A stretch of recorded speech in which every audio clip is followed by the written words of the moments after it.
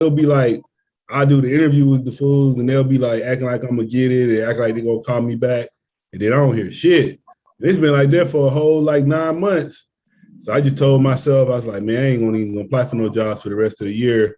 All I'm gonna do is just like I just been listening to a lot of like beta waves and like motivational shit. Like basically just trying to raise my vibrations for the rest of the year and see what happened like that. Like I might apply for a few jobs, but I was just looking at it like that might be more important than me just chasing these damn jobs all the time.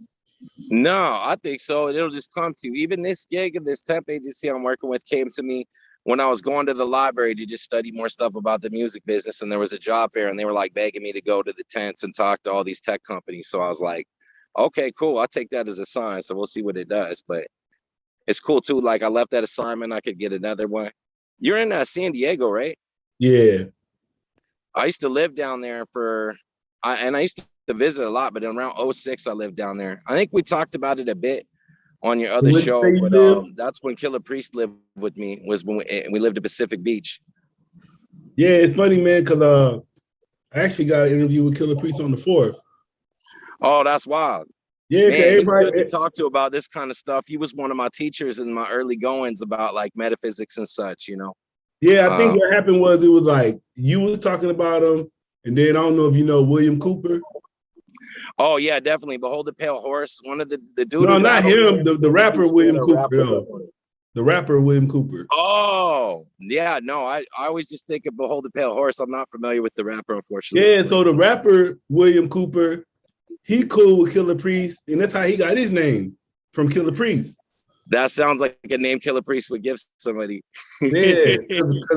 So then I was like, man, people just keep and I actually interviewed him before.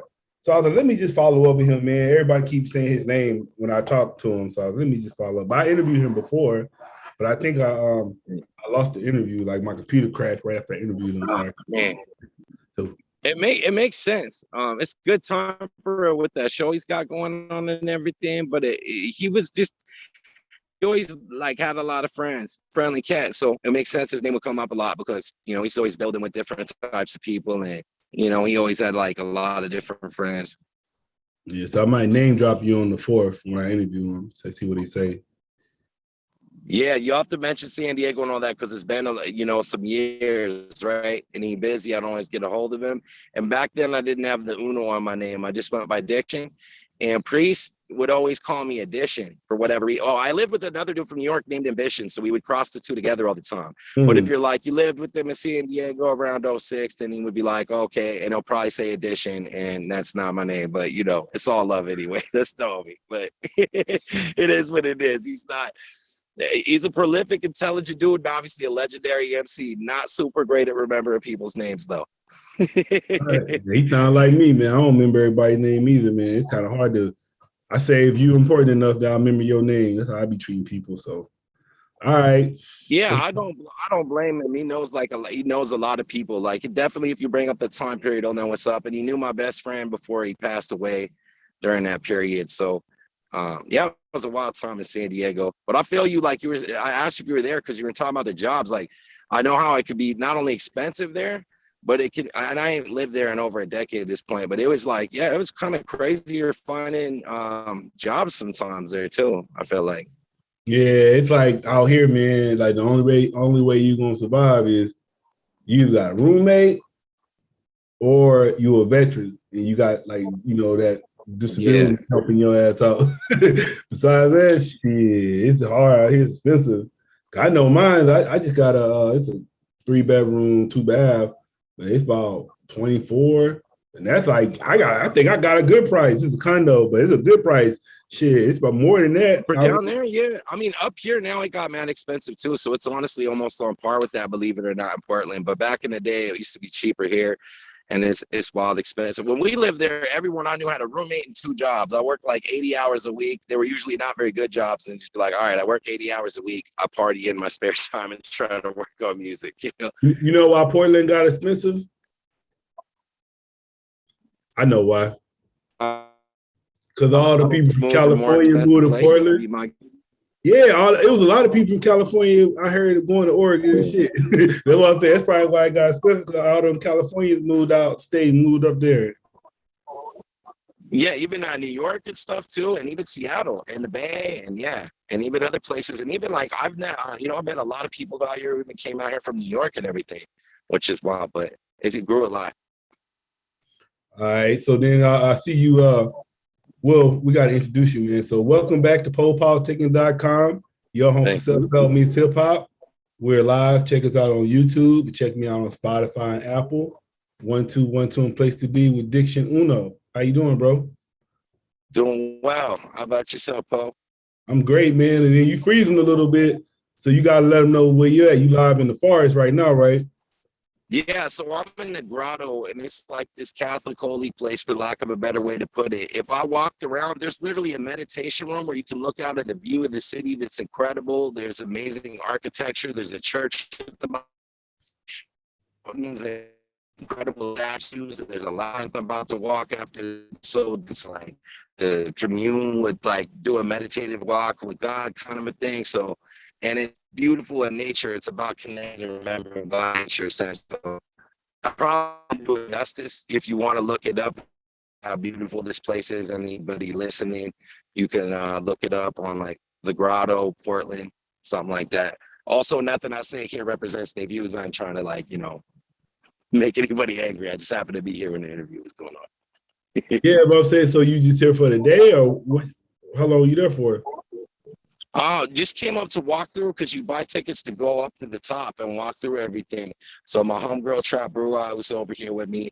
We wanted to come here because it's a good place to, like, cast a spell or meditate or put a prayer out there, that kind of thing, and the energy before hitting the studio.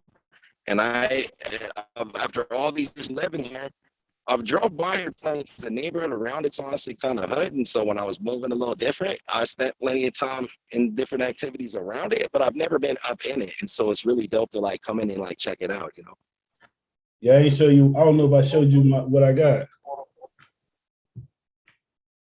Oh, that's dope. My shaman stick. So I know. So that's incredible. Like, understand that that's like shamanic, I would imagine, right? But it's like, Yeah. is there any more background to it, or probably something I should know? No, man. I just went to a crystal shop and I saw it in the case. So I didn't even know for sale, but I was like, damn. I said, I looked at it and I told him, is that for sale? And he was like, yeah. And then I looked at it and I was like, man, I ain't gonna buy it. I just walked out. But then my mom came out here for my birthday and she went back there and she saw it. So she bought it, but then the guy that when she bought it, the guy was like, wow, who are you buying this for? Who's getting this? He was all like in awe and shit. So yeah, I bought it from a. It looked pretty powerful just off the rip. So that's dope. That's a cool story about it. I think when something like that happens, it's like that stick found you for a reason, right? Yeah. I'm gonna say last time we was talking about music, so we ain't gonna talk about music this time, man. We're gonna talk about the other stuff. Man, that's all good, because my music's littered with that stuff, and they can find my name easy for all that. But if you're into this stuff, beyond that show I got, the Hustle My Magic thing, where I get into that, I mean, especially the newer music I'm going to be releasing over the next year or so gets into that. So to me, they're all one and the same, and I love talking about all the metaphysics and all that stuff. It shapes my life and has been a huge influence on everything I do and how I move, Yeah, I think I got into it like I want to say 2006, but then when I think about it, I started listening to it myself in 2006, but I was young. It was probably like in the 96, 95. I told you my stepdad used to sell insurance, and he used to always listen to Zig Ziglar. So that's when it started. Yeah.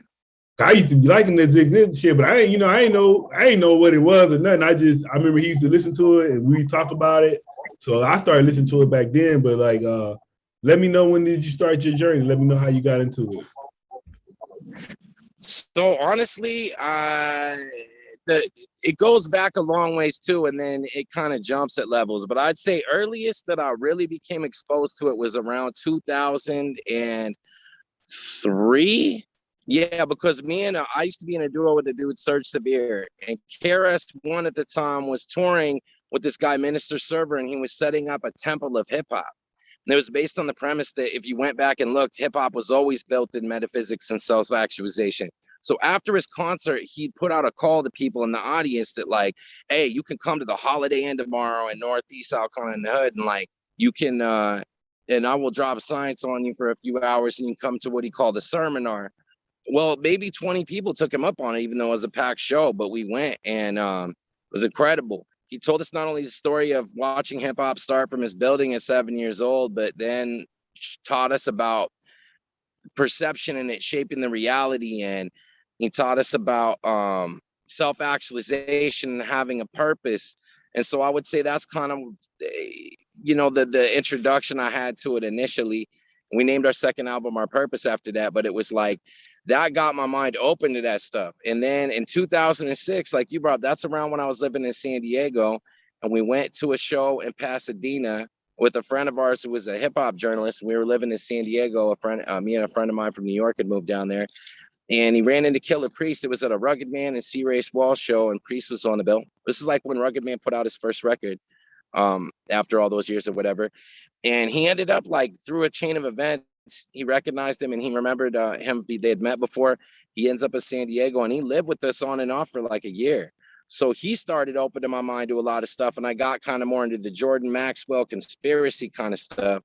Then the next phase of that was kind of like where I really got into deeper on like the actual metaphysics of manifestation, all that, as I moved back to Portland like a year later. And I met my first teacher who taught me up through the degrees of being a Reiki master. I nicknamed him Joby-Wan the homie, because he really was like my Obi-Wan Kenobi. He took all that kind of conspiracy stuff and some of the metaphysics that KRS-One and Killer Priest had, introduced me to these concepts. And I went deeper in the rabbit hole where then he really got and expounded upon how to use it and that sort of a thing. And then I got into Reiki, which was another gateway in my journey into going further into metaphysics. And then it's just continued from there into chaos magic, all kinds of different things. But I'd say that's kind of the beginning, 3 kind of cruxes of my journey to really getting deeper into everything. Yeah, what are some things you were able to manifest in your life? And how did you manifest? On one of my shows, like sometimes it seems like a smaller thing, but like one example, well, actually one time a girlfriend that I almost got married to, which is pretty wild. And this is around when The Secret came out. We were all working at Netflix where I met this spiritual teacher, and a good friend of mine who passed away, RIP, Panama Red, who I started rapping with, made beats. We all would do stuff on IM. So we like literally conjured my dead homie, and he was talking to me in a way where we knew it was him and blowing papers on my desk. I got Muhammad to come and he rubbed my shoulders and cleared off my aura and answered questions by blinking a light when I type into a messenger. So I wrote a letter because at that time we learned about The Secret and all that, and the law of attraction about this specific girl. And I was dating this girl at the time. No offense to her, she out there, bless her and everything, but it wasn't going. It was toxic for me at the time. And I couldn't kind of let go of it. So I wrote this letter about this girl. Like a year later, when I finally let go of it, she manifests, and literally down to there's a Tribe Called Quest song specifically I think it was God Lives Through, that she had to like that track. And she wasn't even a hip hop head like that. She was a painter and all that. And all these signs kept clicking when I met her serendipitously at this pub called The Pub at the End of the Universe. And then the final sign later in that week, she plays that track. I also became a cab driver doing it. Sometimes I manifest the rent, like when it looks like it ain't gonna get paid in a few days, stuff like that. But those are some examples. And then what is the Reiki?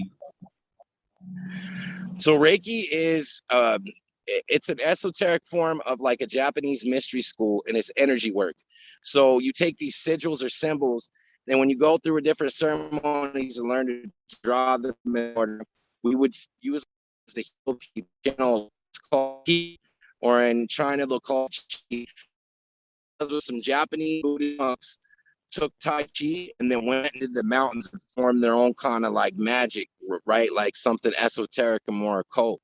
And we're kind of went into the mountains because people, it's controversial, and they developed it. And so you go through these ceremonies, it's going up to a master at it helps raise your consciousness, open everything. And you go through these ceremonies where the master who teaches you it seals the symbols into your chakras permanently, opens and does that.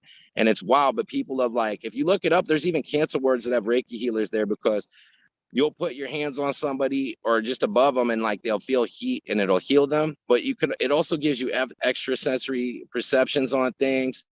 You become more sensitive to energy. I'm naturally an empath, but it'll make you more empathic, different things like that. So it kind of heightens your frequency permanently in a lot of ways. And the symbols can be used to protect, defend against spiritual things, to heal, and all that. And the one thing I like to say too is that cat that invented it in Japan, he tried to fuse it with Christianity and bring it to America to spread it.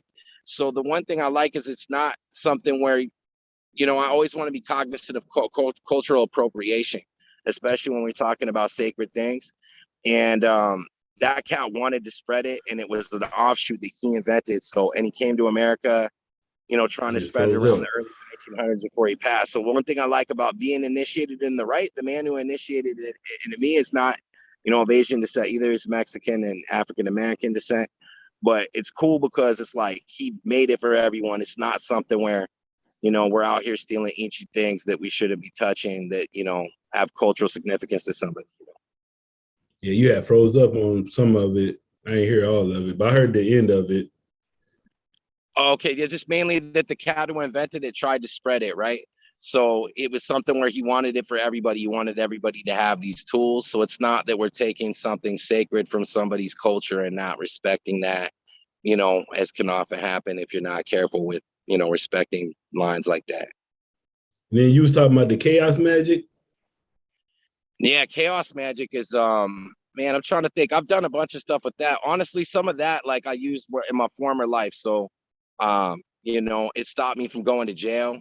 It made sure like certain packages moved that didn't look like they were gonna move. When the Coast Guard messed up things, it got things working again, so the lights stayed on, that kind of thing.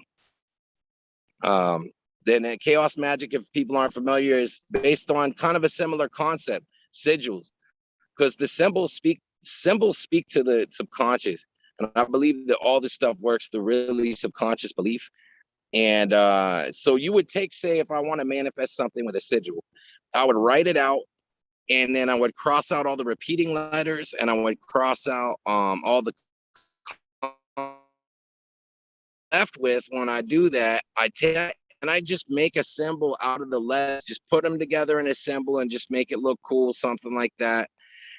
There's not a big one. And then you get into a heightened state. Some people will use sex or gratification.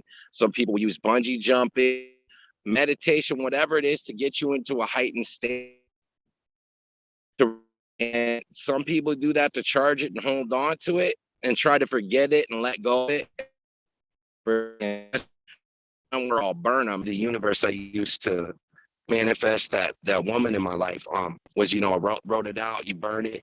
It's all really the same process, I think, when you boil it down, and why my show gets into stuff about the correlations between things, because it's really about us tweaking the projection on the screen through belief in the subconscious and us shifting that. And so all these technologies work on that premise, and it's usually the same thing. Press it on the subconscious, use a heightened state of energy to do that, to put you in it as if it's already happening, to like connect to the quantum field, and then letting go of it and not being attached to I don't have it, so that you get out of your own way. In chaos magic, sometimes what we'll do to do that is we'll make a bunch of sigils, because then you'll forget about them, and then you'll just get manifestations later and be like, oh yeah, on that one Thursday like 6 months ago when I wrote down that thing. You know, it helps you get out of your own way a little more, you know. And then you saying, so who are some people you study and listen to? When it comes down to like, I look at it all as magic, but it's specific to chaos magic. Grant Morrison's got great stuff on YouTube. He's a famous comic book writer who's really into it. Peter J. Carroll, who's the guy who founded it, basically. And he has a book called Psychonaut and Libernal that gets into that. But a lot of the people I study is people we talked about. And where I've been using their manifestation techniques a lot lately is like Neville Goddard, Florence Scovel Shinn, Dr. Joseph Murphy, the Reverend Ike, and they take the mystic point of view of the Bible about it being about stage consciousness and being more of a mind manual on how to pray with visualization and ways to manifest stuff, and to activate the Christ consciousness within yourself and that sort of thing in a nutshell. Yeah, I'm trying to go to that book I was reading by Joseph Murray. I think it's called, I'm going to it right now. The Power of the Subconscious Mind? Yeah, That book was thick as shit too, man. I read it though. I read the whole book. I'm just listening to the audio. You know, him and Florence are great for affirmations. I mean, that book's incredible on like the subconscious mind. But when I go for technology, I'll go Vadim Zeland's another one. He has a system called reality transurfing, and it's like quantum physics mixed with some kind of Neville stuff, minus the Bible, but same principles. And more goes into using lucid dreaming and not just the repetitive visualization before going to sleep. But I like Neville for technique and Reverend Ike a lot for technique. Florence and Joseph, though, their affirmation game is amazing. So if you're just trying to maintain a good vibe or get out of your own way by like you prayed, you know it should be there and you're worrying about it, I'll throw them on all day at work. And they just keep my vibe right. Like, okay, cool. We're not worrying about it. And I feel like that helps things come into my life quicker and easier with less force and worry, you know. Did you name Frederick Dodson too? No, but I am. I do like his work. There's a channel I watch on YouTube called Reality Revolution with Brian Scott. It's incredible. And he covers a lot of people from that New Thought era. Napoleon Hill was super influential on me as well. And I apply a lot of his principles. Abraham Hicks we talked about. So things based on whether it's a new version of that, quote unquote, new version of New Thought, or people from that New Thought school like that Frederick Dodson's from. Yeah, they're incredible. I've listened to a little bit of his work on the Reality Revolution. Brian Scott covered one of his books on there. Yeah, I remember I was telling you I went and saw Esther live. That is wild, man. That's so dope. What do you feel like you got out of it? Did something really crazy come into your life after that, or how was your experience with that? Yeah, I think something crazy happened. Shit, I always was saying, like, I was married at the time, but my wife I was with, she can have no kids. But I was always just saying I want to have some kids. So fast forward, I got 2 kids. Well, okay. Well, it sounds like that was well worth the ticket price to see Esther, huh? Yeah, but then I remember the thing she said too. She was like, hopefully, she's like, you shouldn't have to meet me like this all the time. So that was deep when she said that. I caught that, and she was like, "You shouldn't have to meet me like this all the time, because you know you can just do it mentally. You don't gotta go see her or whatever. And then you're not even seeing. It's really just the guy you talking to, so you can connect on your own. You don't gotta go see her to do that. That's basically what I was getting when she said that. So yeah, but it was cool, man. It was like a lot of different people was going up stage and she was answering their questions. So it was cool. I liked it, man. Then I said, like, right after that, I think it was like the same week or the same couple of weeks. Right after that, I did the life behind the life. So it's like a life regression. It just takes you back to all your lives. So that was cool too. Oh, yeah. Yeah, so I had did that. But that was like probably like 2018. Yeah. I haven't done that one. I've had like some flashes of past lives that I've had before, and I know current people, even the first, like one of my biggest first spiritual teachers being my homie, Joby One, the homie, was a real powerful cat. Like, we figured out we knew each other in multiple lives, and I've had little flashes. I've done the actual because I don't know your experience with it. I know it can be very positive, but sometimes you find out things that like bother you for a long time. Like with Joby, he did it and he figured out that he drowned on the Titanic, and that's why he didn't like swimming.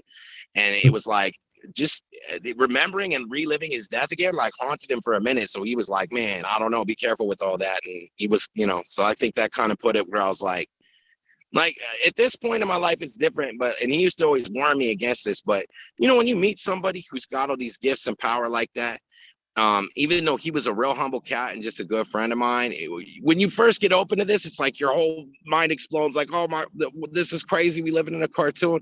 And so you'll put them on a pedestal. I just looked at him like, yo, he's a wizard, like, yo, he's like, an Avenger or something, right? Like that. And then I realized we all have that power, and that's what he was always trying to tell me later on.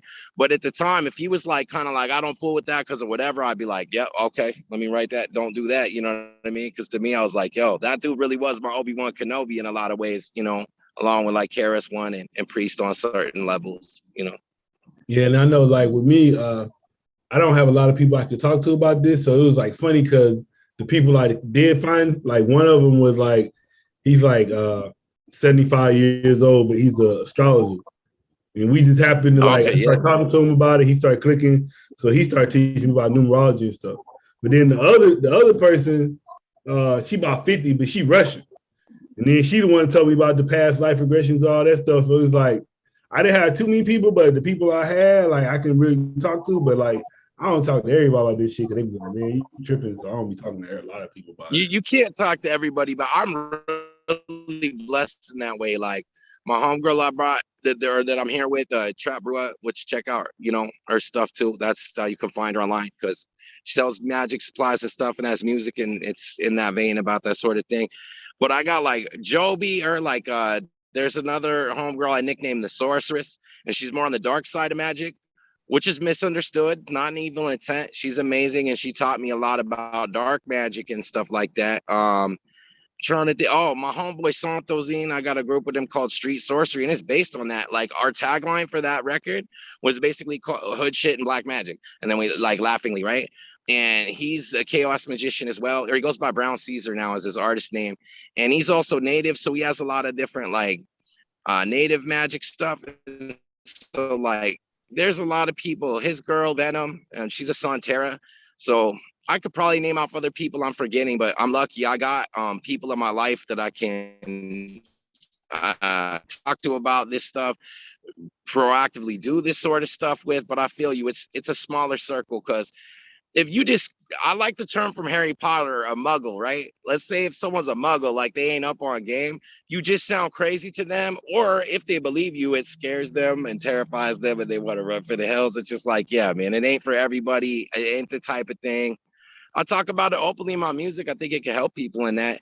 And I think there's ways you can like use quantum physics or talk about things in a way where maybe they'd more avail with it. But I feel you like can't talk about it with everybody. And really, sometimes it's best not to talk to people who don't understand it. They might put bad intentions on it unintentionally, or bad energy towards it unintentionally. Yeah, I actually just had a quantum physics on my show. He was talking about how he used this. He did something. He know how to win the lottery and shit. He know how to find the numbers in his head. So he wins the lottery like that. So he's on my page. His name's Mark Holden. So I be trying to I like interviewing people like this about stuff like that. Yeah, he's on my. You just go through the YouTube. He on there. I think he like the last couple of interviews I did. Oh, I gotta go dig that up. That's dope. Like that gets into like Vadim Zealand or something I mess with. Have you ever heard of the Project Gateway? The CIA released that paper where they admit we're in a simulation, and it talks about the frequencies, the hemisync, both the hemispheres together to convert the. I ain't heard that. I gotta look that up. Project Gateway. Yeah, I've been using this actually. I got the frequency. I found it online, and then I went to the studio and I put my Napoleon Hill statements and then different Florence Scovel, Shin, and Dr. Murphy and Neville affirmations and Reverend Ike, and I panned them to different channels for neurolinguistic programming. Then I put that hemisync frequency to sync both hemispheres of my brain, and I listen to that every single night. It's about 3 hours long, and it has kaleidoscopes to hypnotize me, so that I try to proactively brainwash myself every night, and then every morning right when I wake up, because if we don't, everything else is going to. I'd rather have control of my brainwashing personally. Yeah, you gotta send me that. Oh man, that one. I'll see the stuff about the hemisync thing, and then you could easily make it by pan and stuff. But that one, I don't play for nobody because it's like personal, right? It's my personal goals and stuff, right? I could send you a template that takes out the me talking to myself, but you putting your voice in there was the premise I used. I kind of got the idea from Dr. Joe Dispenza, because he does these mind movies. Yeah, and I want to learn how to make those more, but it's a kaleidoscope. But I think you actually act out the end wish like Neville talks about, and then you play them over and over. So it was kind of my take on like taking 3 or 4 techniques and just crushing them into one joint. But if you were in the lab to do it, so like you could take the hemisync and then you could just pan channels of 2 things at once, because then the theory is with neuro-linguistic programming, one side will focus on one thing and the other thing will slip in the back door, so it breaks the resistance. Yeah, I've been listening to theta waves at night lately. Nice. I like all those kind of frequency things are really dope. There's you get into a certain, he talks about brainwaves, Burt Goldman, the American monk. I have an episode about that. I mean, I only have a handful of episodes so far because I just started that show, but one of them I get into quantum jumping and how I use that to become a cab driver. And I tell the story in there, but the meditation that I posted the link to for him, where you can do it and it's really quick, where you go to another dimension and talk to your doppelganger who already is doing what you want to do for advice. He gets you into, I forget what it is. It might be beta or alpha, but it's one of the specific frequencies that is going to best let you go there. And it's a trip. It works. Like, the crazy thing is, he would have examples where he's like, he'd go see a doppelganger. Sometimes they'd give him advice that made no sense, but he'd do it and it'd work. Like, it'd be turned to the left or something. And when I went and saw mine, it just smiled at me. And it didn't tell me anything specific. But then later, it just smiled and I felt good. And then I walk off the bus, because I'm doing this with headphones on the bus. And then I hear a voice in my head that's like, go to the waterfront. And then boom, I run into the synchronicity and everything happens from there. So like that, but that one's based on that, I think. Anything that can get you in those brainwaves, that's why meditation is so powerful, because then it's going to let you connect to the field, or, you know, resonate with the frequency of that, what you want to bring forward and all that. Yeah, I be having my kids listening to it too, trying to get them right. That's what's up, man. They have such an advantage. They're lucky they got you for a father, Poe, because you know they're going to be leveling up before everyone else having that information so early on. Yeah, they be already mad though, because they know it's time to go to sleep when they hear that music. When they hear the wave, they try to take you out to sleep. You might have to be careful. They might manifest a later bedtime at some point. They already did. They already got that. So it's already working. There you go. I was going to ask you about, so you was talking about the show. So yeah, just let us know a little bit more about the show, the name of it and when it's coming out.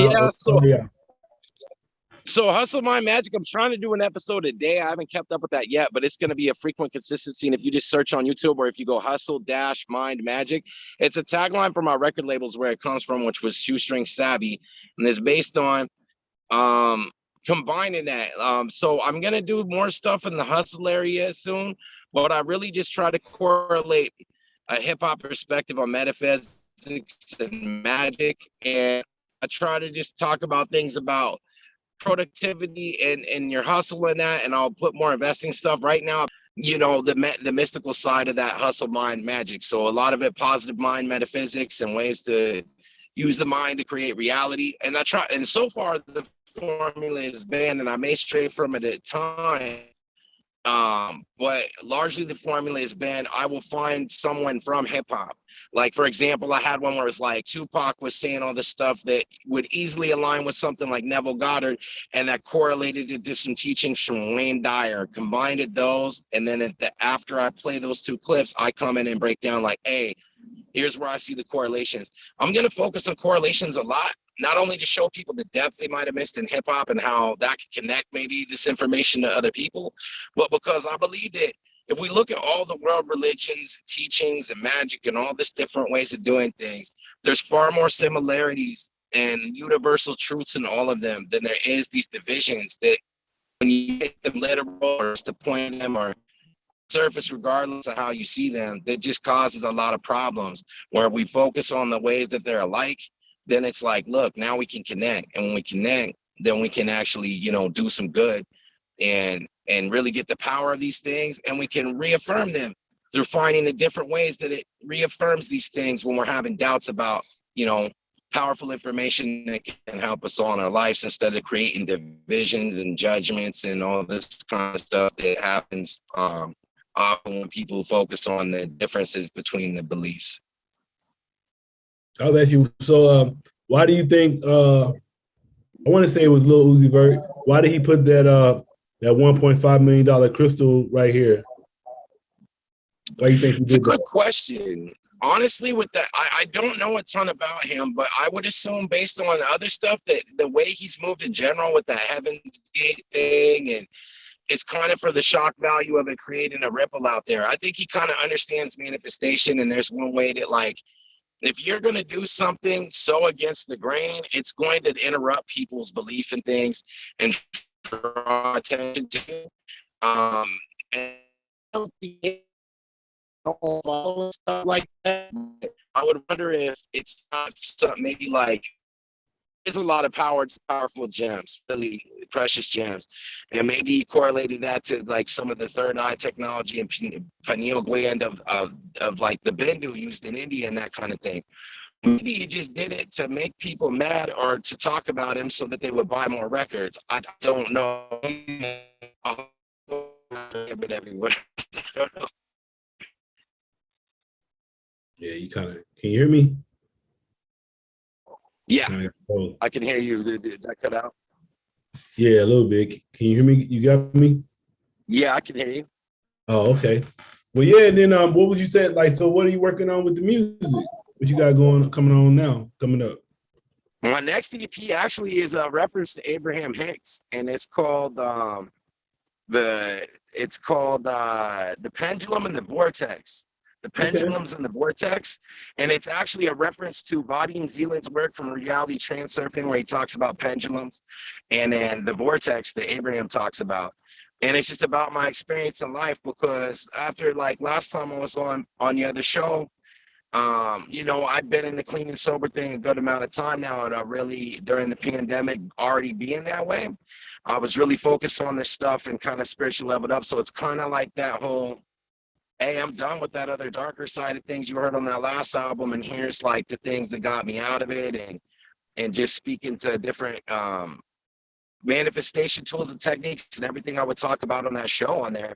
And I just themed it around two things I was studying a lot at that time period. I study a lot of different stuff all the time, but was you know, Vadim Zeland and then Abraham Hicks. So kind of combined some of those philosophies. And there's a song called Acre of Diamonds, and then that references on the EP that references I forget the guy's name, but he founded Temple University off the money in the speech. What's that? I want to say Earl Nightingale. It might be. Yeah, I think like him a lot.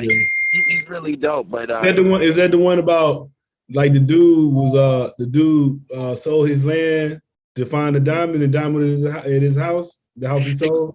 Exactly, and that's the way around that speech and earn the money to found Temple University with it.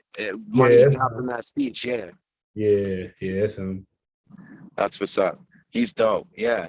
So there's that. I got a group called Emerald Empire. I'm working on some stuff. I'm recording some stuff with my homegirl Trap Brewer. I got a project called Street Sorcery that gets more into black magic and stuff like that. That was recorded more when I was kind of wilding out with my homeboy Brown Caesar. That will hopefully be done at some point. That one's taking quite a while. And that's about it that I can think of off top. But definitely most of the new music that I'm dropping and EPs and stuff is going to be way further into this stuff, you know. I tend to just make concept records and have anyway about what's going on in my life at the given time. And now that I've reached this stage spiritually and in my maturity, I think that that's going to be largely what's conveyed in my music. And I think there's limitless ways to convey this and still have different songs about different topics through that lens without it exhausting itself, you know. All right. And what would you like to say to your fans and supporters? One love to all of y'all, and just believe in yourselves and go after whatever you want and connect to the gods and goddesses within yourselves. And thank you for supporting me. And also, because Paul has had me on here and showed me love more than once, is a great dude, you should mess with his show like crazy and subscribe and share and all that good stuff. And just two black brothers as well as other show. Tap in with that. Like, show him love. If you show me love, definitely tap in with them. All right, man. I want to say thanks for coming through politicking with me. Thank you, Poe. It's always a pleasure. I really appreciate it, and I hope you have a blessed day. No doubt, man. Any shout outs? Yeah, I'm gonna shout out DJ Zone, the Rated L crew, my homegirl Trap Brewer, Lock Connector, and Brown Caesar and Venom, and Emerald Empire, my Emerald Empire family too, and that's it. Yeah, we got Trap Brewer in the Skylar Ray, my bad. It's Skylar Ray and his whole team and them too. They've been showing me a lot of love on shows lately. So, you know, big ups to his movement too. Oh, and King Handsome out in Rhode Island. King Handsome III out in Rhode Island. That dude shows me crazy love. Really talented cat. So